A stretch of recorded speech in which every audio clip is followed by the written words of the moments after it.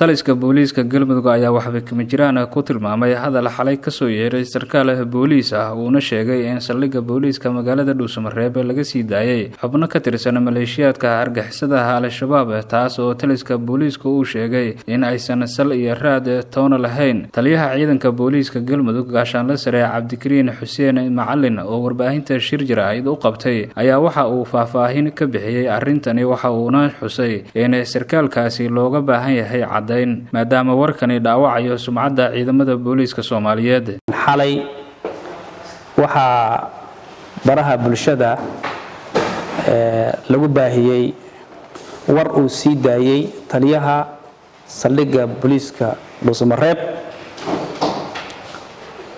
anoo ku hadlaya magaca ciidanka booliiska Galmudug. waxaan rabnaa inaan ummadda Soomaaliyeed dhammaantood gaar ahaan dadka reer Galmudug aan la wadaagno annagoo beeninayna dhammaan wixii sarkaalkaas uu ku hadlay oo ah mid aan sal iyo raad aan lahayn gabi ahaanteed.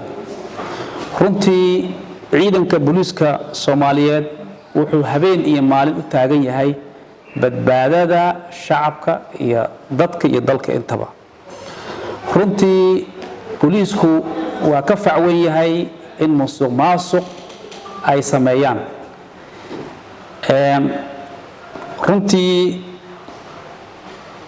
warka sarkaalka ka soo yeeray waa mid sal iyo raad aan lahayn, mana jirto wax eedaysanayaal ku eedaysan argagixiso lagu eedaynayo oo laga sii daayay gabi ahaanba saldhigga muxuu ahaa Dhuusamareeb ee caasimadda Galmudug. isla markaasna ciidanka booliiska wax kasta oo mar kasta oo eedaysanayaasha la soo qabto waxa la mariyaa safar sharci ah. runtii sarkaalku warkiisu wuxuu u muuqdaa mid raqiis ah, isla markaasna aan wax macnaa ku fidhin, isla markaasna u muuqdo in looga yeerinayo meelo kale.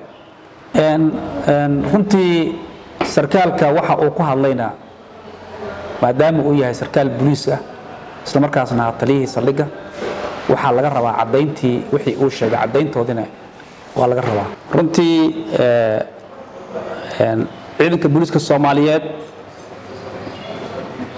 gaar ahaan ciidanka booliiska Galmudug shaqadooda waxay u wataan si habsami ah iyagoo shacabkooda reer Galmudug kaashanayo xiriir fiican oo kala dhaxeeyo argagixisaduna ay dhinacaan kala soo jeedno. marka waxaan rabaa inaan mar kale ku celiyo in warkaasi uu yahay mid been abuur ah, waxna aan ka jirin.